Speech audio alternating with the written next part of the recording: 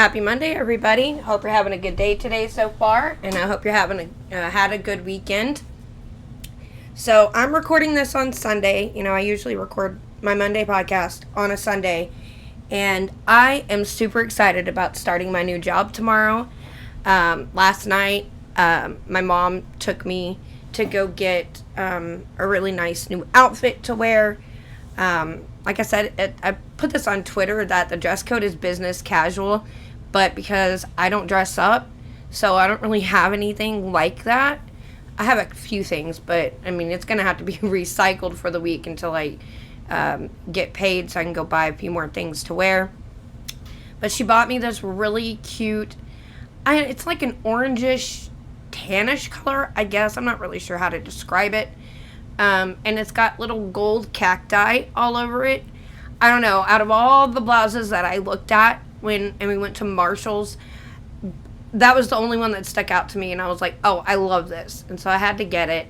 And then I got this really cute yellow, white, and black plaid dress with a black shirt under it. Like a jumper dress. And some black sandals. Which, for the record, I need to go and tan my feet. Because since I'm always wearing shoes because of where I work, socks and shoes, my feet, I have this horrible tan line right at my ankle. And I'm so ghostly white naturally, so it looks really ridiculous. I thought about buying some fake tan to kind of darken my feet up a bit. But if I just go sit outside for an hour every day, they'll start to tan. So it's ridiculous. It's absolutely embarrassing. But I got some sandals because I didn't have any closed-toed black flats. Walmart's worthless when it comes to shoes, but I was trying to get something cheap until I could get paid. Anyway, so I'm really excited about my new job. My last day at work was so awful, and I was slowly losing my patience and wanting to get out of there. I'm so done. Outside of liking the people that I work with and all of my customers that I've made friends with, the rest of it, I absolutely was hating it, and I had to get out. 11 years of my life I will never get back. Anyway, so I'm excited. Now I'm on a time crunch, so let's just try to move very quickly. Our daily promise says, when the poor and needy seek water, and there is none, and their tongue faileth for thirst, I, the Lord, will hear them. I, the God of Israel, will not forsake them. Isaiah 41:17. Ever is the Lord gracious, and ever does he shower mercy unfettered upon the objects of his affection. Because we know that God loves us, we may take pleasure in the great knowledge that he will surely stand by us in our hour of need. Ever is the Lord the provider of our necessities, and ever will he quench our thirst with the welcome vials of living water, even the life of Christ. Okay, so there's one thing I really want to talk about, but I'm going to save that for the very end. And I saw this, and I thought, oh, that's ridiculous. So this is from Daily Wire in the entertainment section by Amanda Harding. Ryan Gosling recalls weird sign he was meant to play Ken in Barbie movie. I had no idea there was a Barbie movie coming. So it says that Ryan Gosling recently shared the story about how he knew he was meant to play Ken in the highly anticipated Barbie movie. Is it highly anticipated? Because this is the first I'm ever hearing of it. So I'm not so sure it's highly anticipated. The 41-year-old actor said he already believed the Warner Brothers screenplay was the quote-unquote best he'd encountered, but it took an extra twist of fate for him to commit to the project. During an appearance on The Tonight Show, the La La Land actor explained what happened just after he was offered the leading role. He said, best script I've ever read. Please. Murder by Numbers wasn't better than this? Because that's a really good movie. I walked out in the backyard after getting the offer, and do you know where I found Ken? Gosling said. A Ken doll face down in the mud next to a squished lemon. I texted the photo to Greta and said, I shall be your Ken, for his story must be told. Gosling is currently promoting his current project, The Gray Man, which just premiered Friday. However, the Barbie project has been overshadowing the press tour as excitement builds over the film, which has a scheduled premiere date of July 21st, 2023, so in a year. The actor will star opposite Margot Robbie as America's most famous fashion doll. The publication reported that Gosling and Robbie both earned $12.5 million salaries for the project. Finally, it's happening. This has been coming my whole life, Gosling told Variety. I felt like I was seeing myself when I saw the viral first look Ken photo. I felt seen. I think a lot of Kens will feel seen when they see this. Gotta do it for the Kens. Nobody plays with the Kens. Plot details about the upcoming movie remain secret. However, the actor recently compared the project to The Gray Man during an interview. Gosling said his character of Ken in Barbie may look perfect, but he's having a tougher time compared to the hunted spy character he plays in The Gray Man. That Ken life is even harder than the Gray Man life, I think. Ken's got no money, he's got no job, he's got no car, he's got no house, he's going through some stuff. It's not what you think it is, unless it is. And then you know what it is, but I don't think that's what you think it is. Wait, what are we talking about? The actor joked that Mattel would quote-unquote box him up if he let any details of the top-secret movie slip. Earlier this year, co-star Simu Liu described Barbie as wild and incredibly unique, saying, I wish I could just show you what we do day to day because it's crazy. I don't know if he would be my first pick to play Ken, but in this picture, I mean, I guess I kind of see it. So, yeah. So that's that. Ken. Speaking of The Gray Man, I think that's on Netflix, if I'm correct. Because I was pretty sure, I started rewatching The Magicians the other day. And I was pretty sure I saw that on there. But I don't know. And I don't even know what it's about. But I'm assuming it's something about a hunted spy. So, if you want to check that out, and you're highly anticipating the Barbie movie, I most likely will watch it. Most likely. Okay, moving on. Let's talk about this really quickly. New York fishing restrictions may have played a role in recent shark attack spike. This is by John Rigolizzo? I don't know how to say it. Sounds right to me. Now, the reason I brought this up is because Matt Walsh talked about this on his podcast, and I felt like we were kindred spirits in the moment that he was describing his hatred of the ocean, his not understanding of why people get in it. I believe he described it as a deep, dark, salty pool of death. I totally agree. I hate the ocean. I don't like the beach. I won't get in the ocean. I don't like what's in it. So I'm out. I've always said this, if someone offered me a vacation home and they said you can pick the beach or the mountains, I'm taking the mountains all the way. I hate the ocean. So it says, a law to conserve a species of fish may have inadvertently led to a recent uptick in shark attacks in the state of New York. Experts interviewed by the New York Post Thursday said that sharks are returning to the waters off Long Island Sound because of a boom in the population of Atlantic, menhaden? I guess? A species of fish native to the area. That means sharks have been approaching Long Island beaches and in the process have been coming dangerously close to and in some cases biting beachgoers. Quote, the reason why people are interacting with sharks more often this year and more than last year is because of conservation efforts over the years that has protected a food source known as the Atlantic menhaden. Frank Quevedo, executive director of the South Fork Natural History Museum Shark Research and Education Program, told the New York Post.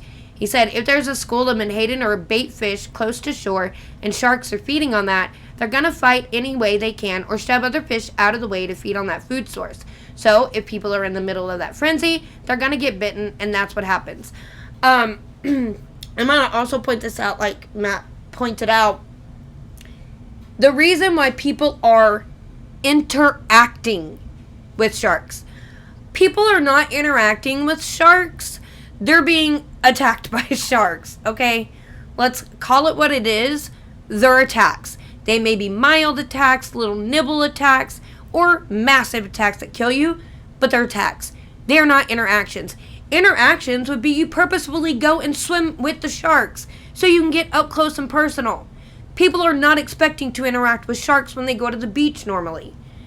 But I mean, I guess we're trying to be inclusive of the sharks, I guess. So these fish are also known as bunker. They're species of bait fish that are eaten by larger fish and sharks. They're commonly used to produce fish oil and fish meal for dietary supplements, animal food, and as an ingredient in other food products. Overfishing decimated the population in the area by 2011. The state legislature unanimously passed, and then Governor Andrew Cuomo signed a bill in 2019 to put severe restrictions on the use of large nets called purse seines in fishing for menhaden, and banned their use in parts of the Long Island Sound. Oh man, I remember going and seining for minnows out at my grandma's house at the lake. That was so much fun to go seining. If you've never gone seining, you should go. It's a lot of fun. It says that the bill has had its intended effect. The Post noted humpback whales are staying in New York waters longer, and sharks have been spotted frequently in the shallows across Long Island. But Quevedo told the Post that because the fish swim so close to shore, in some cases as close as 20 yards from shore, they can draw sharks in with them, putting them in contact with people.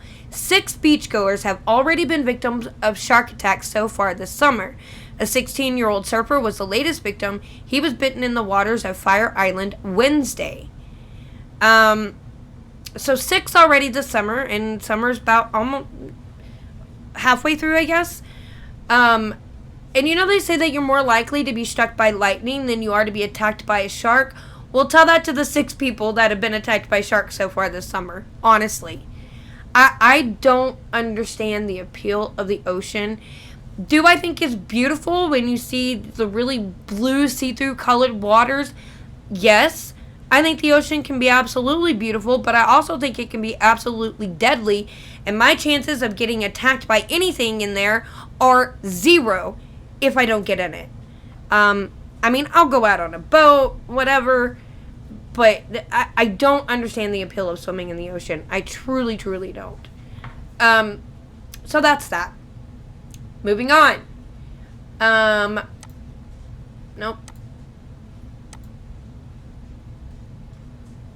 Okay, so I don't know who this guy is, but we're going to talk about it. He's an anti-woke scholar, and apparently there's a 2-part article about this guy. This is from Louder with Crowder by Joseph Gunderson. So it says, there are several intellectuals fighting against the radical leftist movement to wokeify Western society.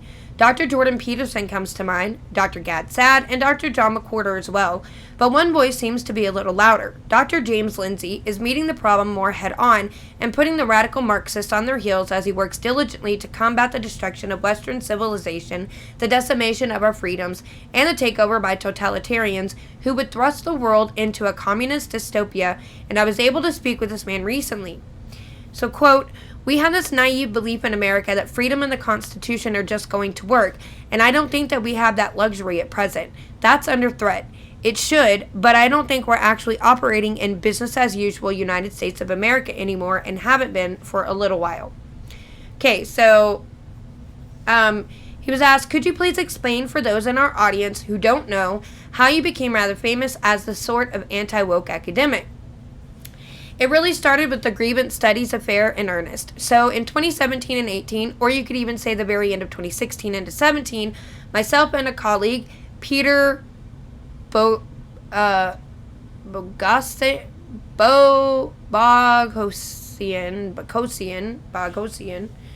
yep, that's right. And then we added in another colleague, Helen Pluckrose, wrote a series of fake academic articles. Oh, okay, I remember this. Okay. Originally, it was Peter and I. We wrote one that was called The Conceptual Penis as a Social Construct. Great fun was had. A probably predatory journal accepted it. We spiked a football we had no right to spike. We got a lot of criticism. Early summer 2017 is when that happened. And so we were like, okay. Basically, our critics gave us a roadmap to what they say they would accept as evidence. Let's go find that evidence. And so, let's do the experiment the way they said it would be satisfactory and see if it satisfies them. And we embarked on the grievance studies affair. It wasn't just one paper that we wrote. We ended up writing 20 papers. And kind of a prefacing kind of event to what Steven Crowder did with the Fat Studies Conference recently, we wrote one on fat bodybuilding, for example. That actually was accepted and considered to be quite groundbreaking. The idea that you can't privilege muscle over fat without being fat phobic, so quote-unquote bodies of size, has to be a more general term, and there should be fat exhibition, because you can't have competition, but it has to be a political exhibition of fat and bodybuilding competitions. There's a famous one about the dog humping and the dog rape and training men the way we train dogs in order to combat rape culture. We wrote a chapter of Mein Kampf, accepted by a feminist journal. There's a bunch of them. With all the drag stuff going on, we had one about Hooters as well, about what terrible, horrific, sexist places they are, but not in terms of what it does to the women, but what it does to the men. How it degrades men by being in an environment that encourages patriarchal and crass behavior.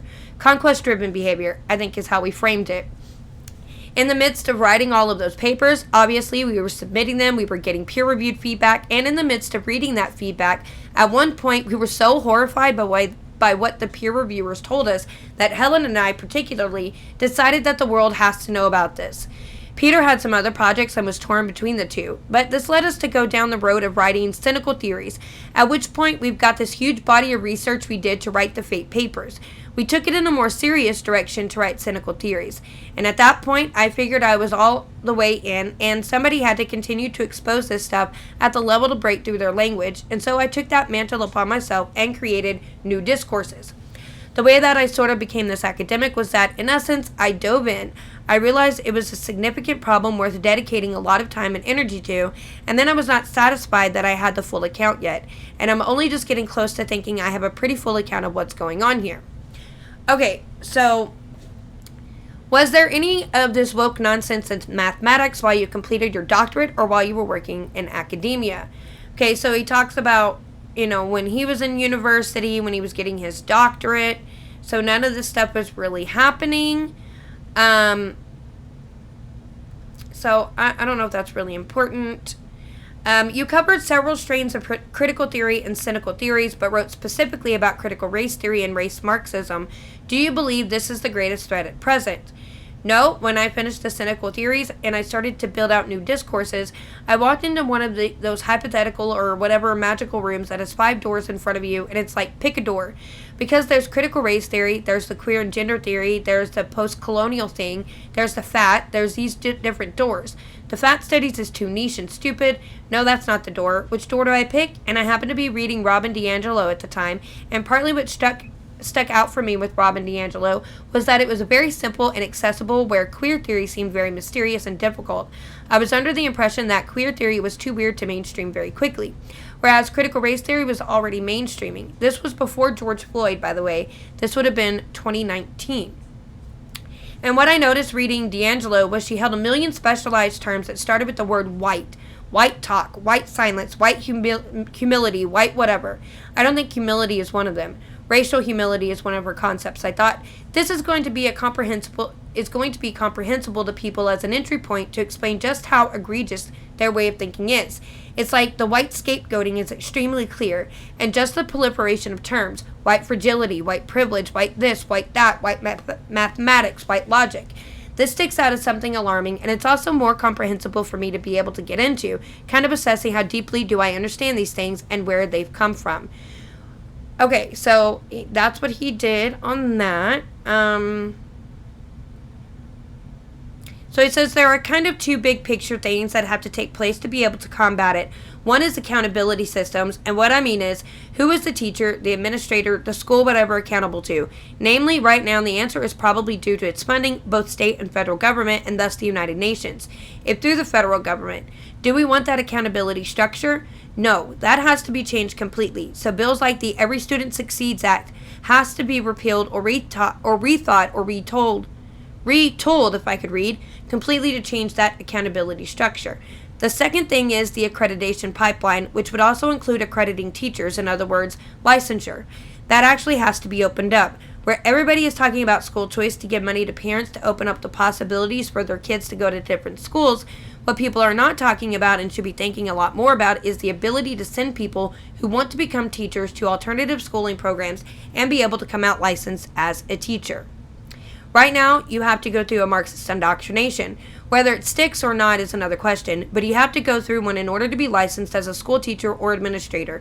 And when you're talking about public schools, you now have a literal political test having to be passed in order to get the job in the public trust, which, by the way, is illegal. I had a member of Trump's Department of Education tell me straight to my face, this is illegal. There's a huge opportunity for lawsuits here that nobody will take, but the accreditation and licensure pipeline is also completely captured. Okay, so make it to where people can become teachers and not have to go through all that crap.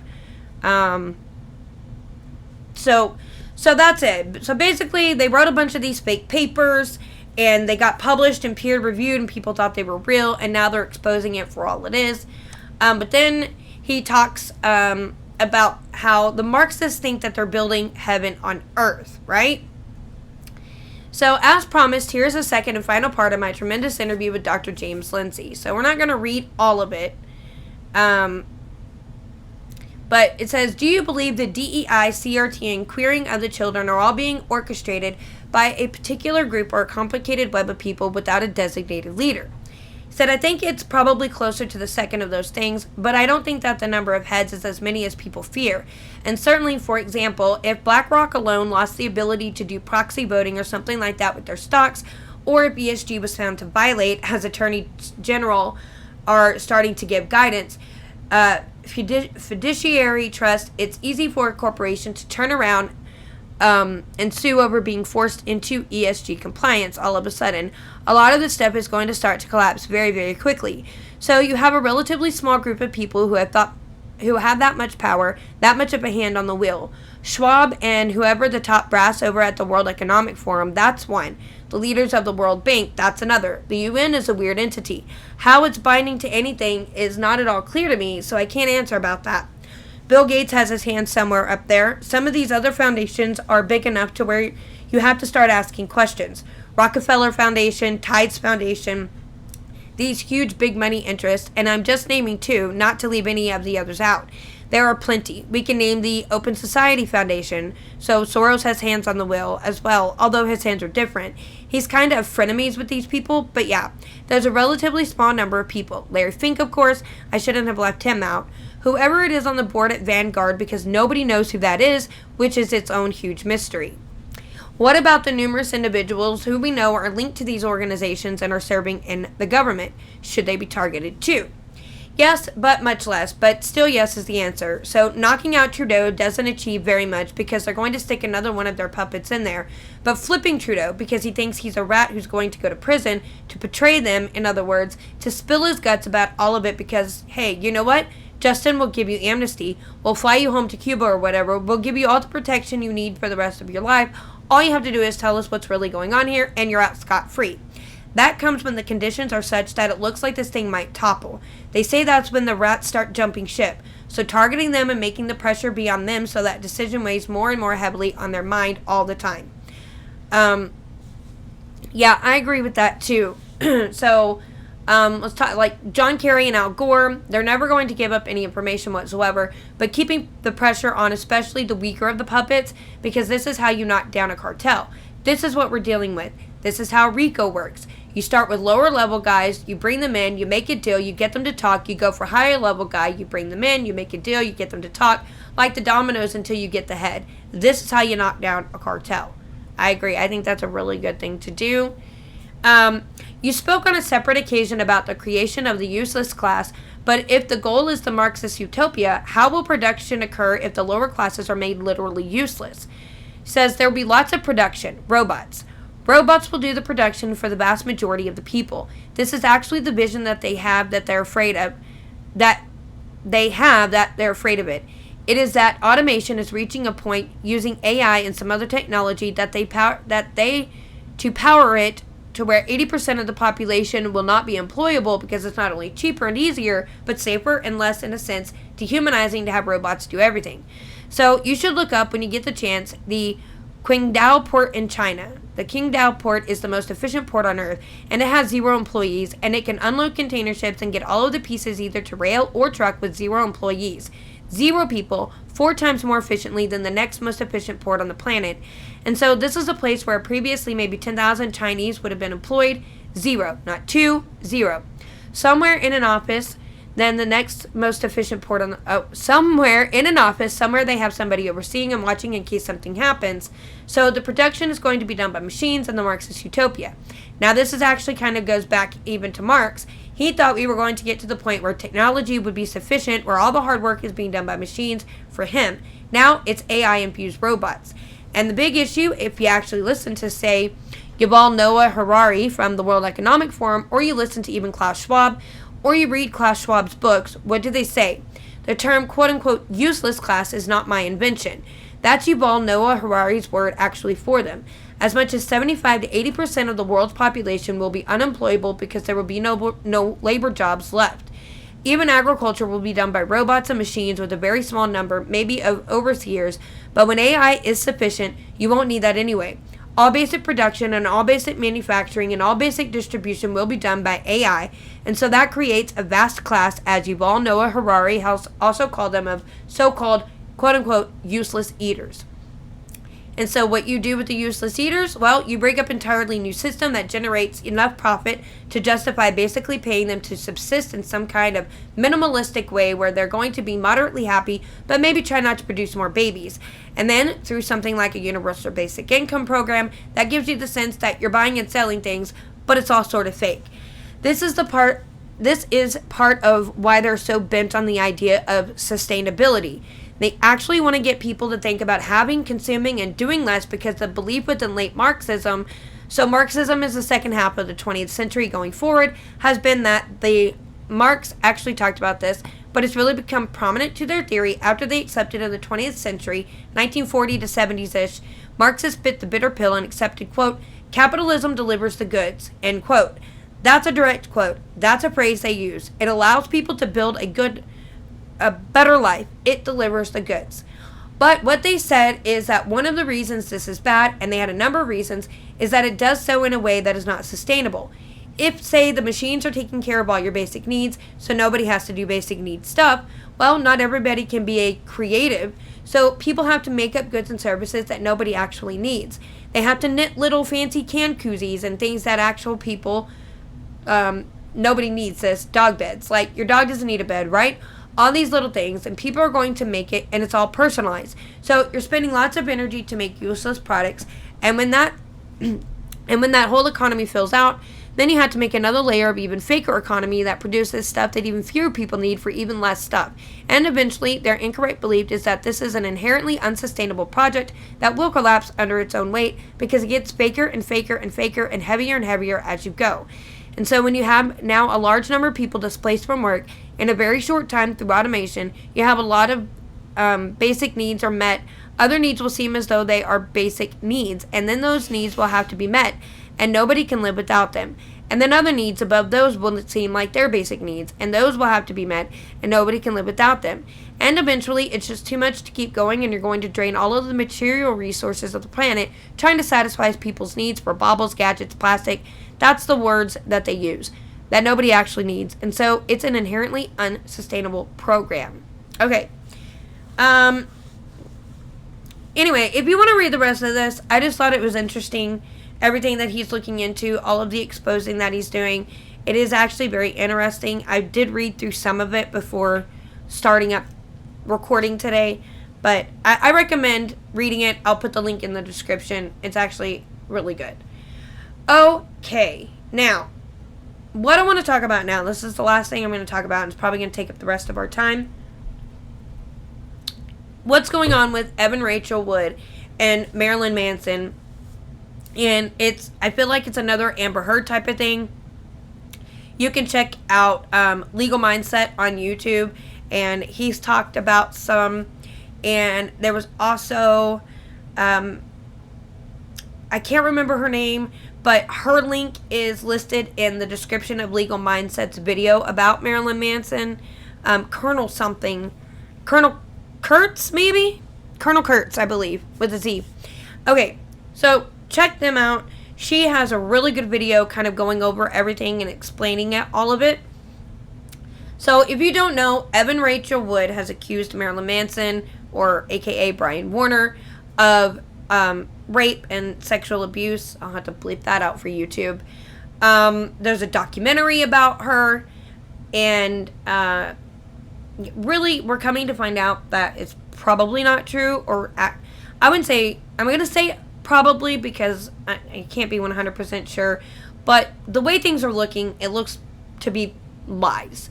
So she has this documentary called Phoenix Rising. And it's a 2-part HBO documentary series directed by Oscar-nominated documentarian Amy Berg. And it chronicles Evan Rachel Wood's life, the abuse allegations against Marilyn Manson, and her emergence as an activist of female empowerment. So Amy Berg and Evan Rachel Wood, they've been longtime friends. And in 2019, Evan asked Amy about doing this documentary for her. And it has to do with the Phoenix Act campaign that she was doing in California, which we'll touch on what the Phoenix Act is in a minute. And, but because of COVID, everything shut down, right? So Berg decided to take on the project because she had nothing else to do, I guess. And they decided to name Marilyn Manson as her abuser in February of 2021. They weren't actually originally, I believe, going to name him, but they decided to go ahead and do it. So after more than 4 years of refusing to name him, the focus of the documentary shifted and primarily focused on the allegations she and other women brought against Marilyn Manson. So part 1 of the documentary ends just before Evan is about to name him as her abuser. And then part 2 focuses on her decision to come forward after and everything that happens after that. So from 2007 to 2010, Marilyn Manson and Evan Rachel Wood were in an on and off relationship, and it included an 8-month engagement from 2011 to 2016. So Evan Rachel Wood came out as bisexual. She began campaigning to educate the public about that. In the summer of 2016, she became more radicalized due to the political atmosphere, supposedly. And she began a career as an activist. She linked her bisexuality advocacy with abuse she allegedly suffered. However, when Donald Trump was elected on the 8th of November, Evan's world came crashing down on her. She realized she needed to help save America. Of course she did. So she decided to notify Rolling Stone, and she had been working with them on a story about her abuse, and they told her that it would not be a cover story. She said she'd been raped by 2 different men, but refused to name them. So this added more information that wasn't enough to get her the cover story she wanted. She used her social media platform to talk more and more about it, and it eventually brought her testimony of sexual assault before Congress in 2018. So after entering into a relationship with artist and known grifter Ilma Gore in 2019, together they took Evan's message to launch the Phoenix Act, and it's a law that extends the statute of limitations for victims of sexual abuse. And before California lawmakers in 2019, she testified on behalf of the Phoenix Act, and it passed. Look, great. So evil people can sometimes do good things. I think it's great to extend the statute of limitations. I don't really know if there should be a statute of limitations on sexual abuse. So I think it's a good act.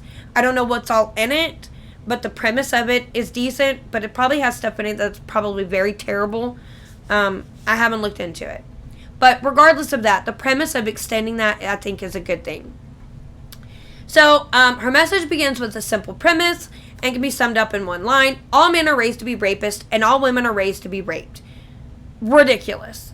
So when Donald Trump was elected, she saw his relationship with America through this lens, and she thought of Donald Trump as raping the American people, and even used her platform as an alleged rape survivor to make herself an ideal candidate to communicate with Donald Trump supporters that she viewed as rape victims like herself.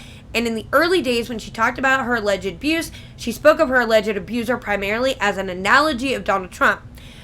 This thought process was a complete failure. She had no success, but she had great success with the passing of the Phoenix Act. And this is when she began to make plans to focus less on Trump and focus more on naming her alleged abuser and redeeming her status as an activist. So this is about grifting, clout, moving her career forward. Do you know who Evan Rachel Wood is? Do you even know who she is? She's supposedly an actress, supposedly a better actress than even Amber Heard, and can cry real tears. I don't know who she is. The only reason I know that name is because of this, and I've heard that name in the past when she back when she was dating Marilyn Manson, when you would see it like on TMZ when it was up on at work on the TV. But I don't know what she's in. I've never seen any of her movies. So there is a website that is called Marilyn Manson Uncancelled, and it's the product of an in-depth investigation on the allegations brought against Marilyn Manson by Evan Rachel Wood and other women. And based on all the current evidence, Evan Rachel Wood does not come out as a phoenix as she wants everyone to think, but she comes off as a phony ex who manipulated and lied to raise her activist platform to empower women by taking on an image of a survivor. Sound familiar? Amber Heard? We're going to start calling women that do this, what should we call it? Amber Turding? Oh, she pulled an Amber Turd, right? Okay. So currently there are 4 lawsuits against Marilyn Manson from 4 other women, but due to the statute of limitations law in California, Evan Rachel Wood has run out of time in seeking justice for herself, so she's decided to bring Marilyn Manson to trial through various media sources, social media publications, and the documentary. So while Marilyn Manson Uncancelled has and will continue to address everything as a whole, the website will focus solely on the documentary Phoenix Rising. This website here that we're on right now. Okay? Checking out Marilyn Manson Uncancelled, which I will link it in the description below. So we have our accusers here. You have Evan Rachel Wood. I keep wanting to say her name wrong. And this just, you can click on all these links and it will document everything for you. And maybe I'll do an episode one day where I kind of do a condensed version and we go look through all of it. It talks about the radicalization of Evan. And then you have all of her accusations here. Then you have Esme Bianco. And if I am correct, Esme Bianco, I want to say was in Game of Thrones. I'm pretty sure that's who that is. Then you have Ashley Walters, Ashley Morgan Smith line, Jane Doe 1, Jane Doe 2, Dan Cleary. These are not accuser, but these are publications, I believe. Phoebe Bridgers, Sarah McNeely, Gabriella, and Brittany Lee. So this is just links of everything if you want to look into that. And then you have the accusations. There is so many things. Honestly, there truly is. I mean, so much so that we just would not even have time to go through it. And then you have Marilyn Manson's lawsuits as well, against Evan Rachel Wood and Ilma Gore. He sued them for fraud, conspiracy, and defamation. And I believe I have one of those links up already, because I was looking it up. Yeah, Breitbart, I believe. So, here's the thing, okay? Which one was it? So, here from TMZ, this is how you can gather that she's a liar. Evan Rachel Wood falsely posed as an FBI agent, okay? So, it says, we've now gotten clarification from the LACSD. They tell us Manson's legal team, DID, in fact, provide them with information relating to the case and the allegations against Wood. We're told the information will be provided to the LA County District Attorney's Office for consideration in evaluating possible charges involving Manson. As of now, we're told detectives have not yet presented any case to the DA. Okay, so he is suing Evan Rachel Wood, alleging she cooked up a massive scheme to manufacture sexual abuse accusations against him and committed crimes in the process. The rocker just filed a shocking lawsuit against his ex and her partner Ilma Gore, with whom ERW has reportedly been romantically involved on and off for years. In the suit obtained by TMZ, Manson alleges both women have engaged in fraud, conspiracy, and defamation in furtherance of a calculated plot to take him down and ruin his career. According to the docs filed by attorney Howard King and obtained by TMZ, Manson's legal team lays out a series of alleged events between 2019 and 2021 that suggest Wood and Gore planned an elaborate ruse to smear him and profit from it, even conceding by and large that succeeding in the court of public opinion, despite the fact he says it's all lies. Manson claims Gore teamed up with Wood to create a nonprofit called the Phoenix Act that purported to help abused women, but in reality was allegedly just a cover for a money-making ploy they were about to embark on against Marilyn. There's this alleged checklist here that was sent out to these women. They were asked to, so it has their name and their contact. Are you willing to testify? Yes. We were a sexual partner, a spouse, offered project or professional opportunity. So these are all the things that Marilyn Manson had offered them. They were trying to get their story straight, okay? This is whoever this particular one is. They were offered project or professional opportunity that never came to fruition or was vastly different to how it was first presented. Rape, blood drinking, cut or assaulted during sex, tied up or bound, locked in bad girl room or unable to physically leave, sleep deprivation, forced to eat on specific eating schedule, given a dress code, drugged or suspected to be drugged with Rohypnol, threatened, exploitation or blackmail of documents, photos, and or video, matching tattoos with Marilyn Manson, aka Brian Warner, and transported to Los Angeles or overseas interstate. Okay. So this is allegedly what he did, right? To that person, whoever that one is. To that end, he claims Gore sent out a bulk email to a number of Manson's former romantic partners, asking them to share experiences they might have had in common with Wood, obviously in reference to him. Once they got some people in their orbit, Manson and co. claim Wood and Gore then started to persuade these women that they had in fact been abused by Manson during their time with him by insisting their trauma was buried under repressed memories. And the fact that all these women could have had these repressed memories for years and then all of a sudden, oh my God, yes, he did sexually abuse me. Come on. So I'm not sure what this was, but this is something that they wrote out. Maybe it was their statements or whatever. Supposedly they sat together and wrote their statements down at the same time together. And I don't know who wrote this, but this you can read it. It's the alleged script. Manson then claims Wood and Gore started systemically coordinating the women's allegations with checklists and even scripts Manson alleges were being produced, distributed, and hammered home by Wood and Gore, all in an effort to make the allegations more believable. Perhaps the most shocking part, Manson alleges Wood and Gore literally concocted a fake letter from the FBI in which they posed as a real agent and alluded to a criminal investigation of Manson, while also making it seem Wood and or any of his alleged victims and their families might be in danger. Now, we do know for a fact that this is real.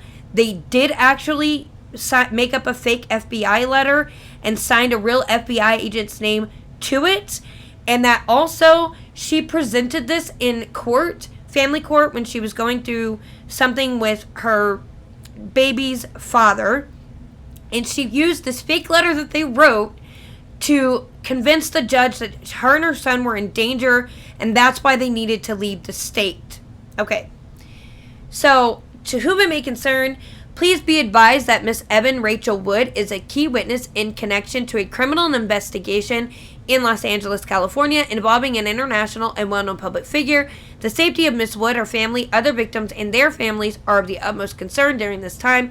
Contact for more information regarding the safety of victims, human and sex trafficking crimes.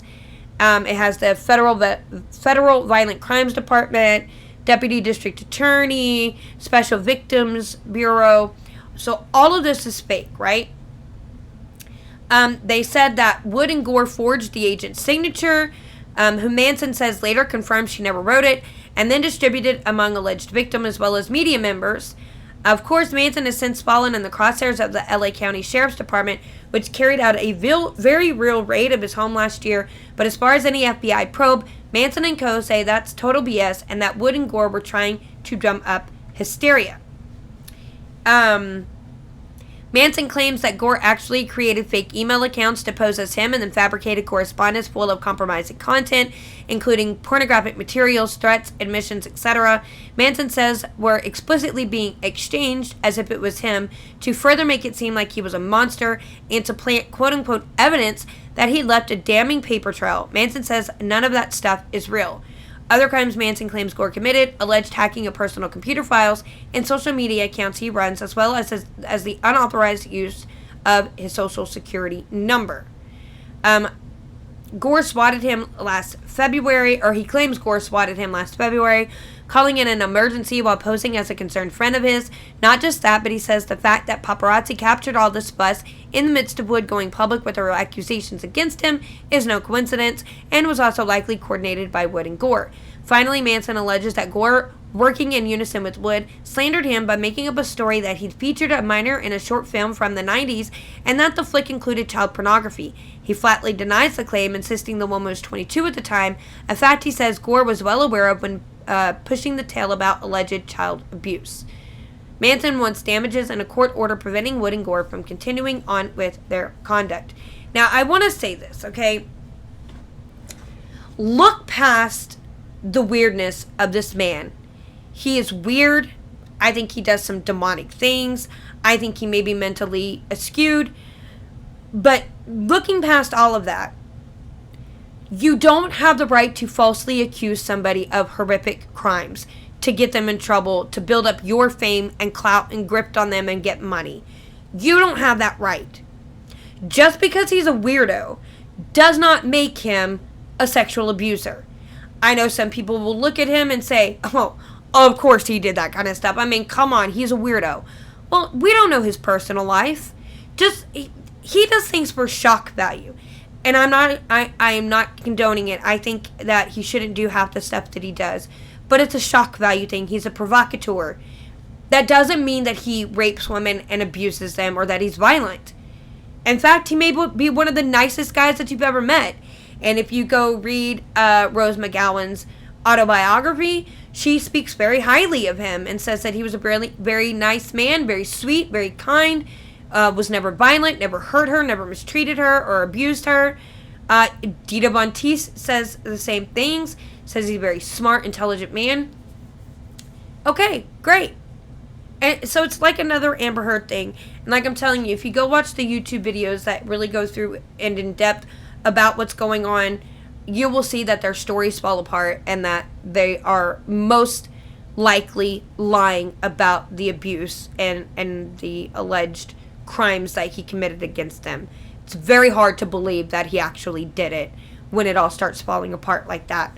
And I think it's very important to take a look at it and put a stop to the hashtag believe all women, the hashtag me too, where these women who want money and want fame because they're, fame whores, that they would lie and make up false accusations about horrific things that have been done to them that are not true.